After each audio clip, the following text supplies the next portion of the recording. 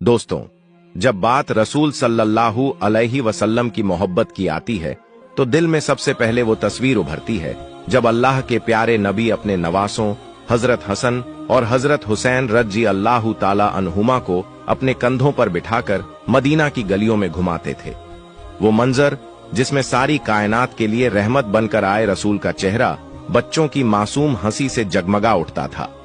हजरत हसन और हजरत हुसैन जो रसूल की प्यारी बेटी हजरत फातिमा रजी अल्लाह ताला अन्हा और हजरत अली रजी अल्लाह ताला अन्हु के बेटे थे, वो न सिर्फ रसूल के नवासे थे बल्कि उनके दिल का सुकून, उनकी आंखों का नूर और जन्नत के सरदार थे। रसूल ने फरमाया, हसन और हुसैन जन्नत के जवानों के सरदार हैं।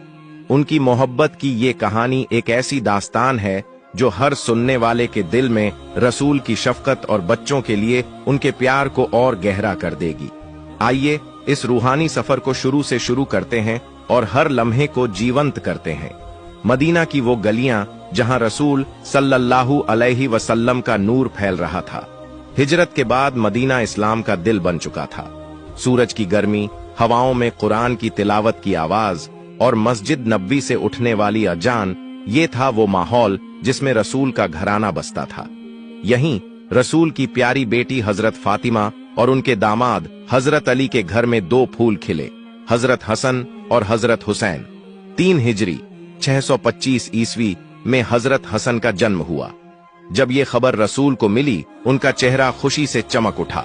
वो दौड़ते हुए हजरत फातिमा के घर पहुंचे, अपने नवासे को गोद में लिया और उनके दाएं कान में अजान और बाएं कान में इकामत दी।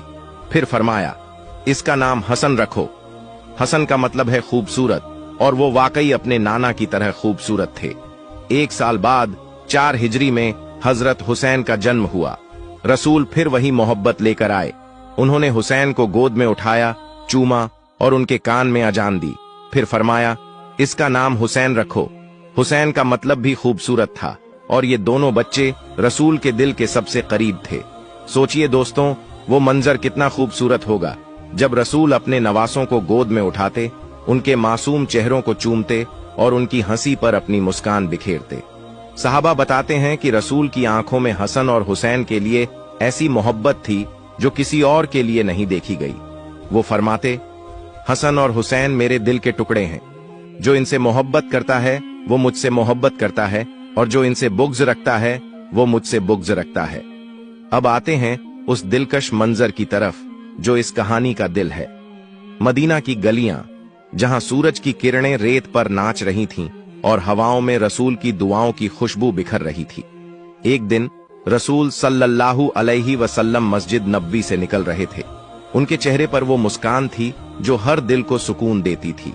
तभी हजरत हसन और हजरत हुसैन, जो उस वक्त शायद 4 और 3 साल के थे, दौड़ते हुए आए। उनके छोटे छोटे कदम, मासूम हंसी और चमकती आंखें जैसे 2 सितारे जमीन पर उतर आए हों। वो चिल्लाए, जद्दा जद्दा, यानी नाना जान। रसूल ने अपनी बाहें फैलाईं और दोनों बच्चे उनकी गोद में समा गए। हसन ने मासूमियत से कहा, जद्दा हमें घुमाओ। हुसैन ने भी अपनी छोटी सी आवाज में कहा, हाँ जद्दा, कंधों पर। रसूल की आंखों में शरारत भरी मुस्कान चमक उठी। उन्होंने हसन को अपने दाएं कंधे पर और हुसैन को बाएं कंधे पर बिठा लिया। फिर वो मदीना की गलियों में चल पड़े। सहाबा ये मंजर देखकर दंग रह गए। सारी कायनात का नबी, जिसके सामने बड़े बड़े बादशाह कांपते थे, अपने नवासों को कंधों पर बिठाकर बच्चों की तरह खेल रहा था। हसन और हुसैन हंस रहे थे। उनके छोटे छोटे हाथ रसूल के सर पर थे और वो बार बार कह रहे थे, जद्दा, और तेज और तेज। रसूल हंसते हुए उन्हें घुमाते और मदीना की गलियां उनकी हंसी से गूंज उठीं। हजरत अब्बू हुरैरा रजी अल्लाह ताला अन्हु, जो पास खड़े थे, ने कहा, या रसूल अल्लाह, आप अपने नवासों से कितनी मोहब्बत करते हैं। रसूल ने जवाब दिया, ऐ अब्बू हुरैरा, ये मेरे दिल के टुकड़े हैं। इनकी हंसी मेरे लिए जन्नत की खुशबू है।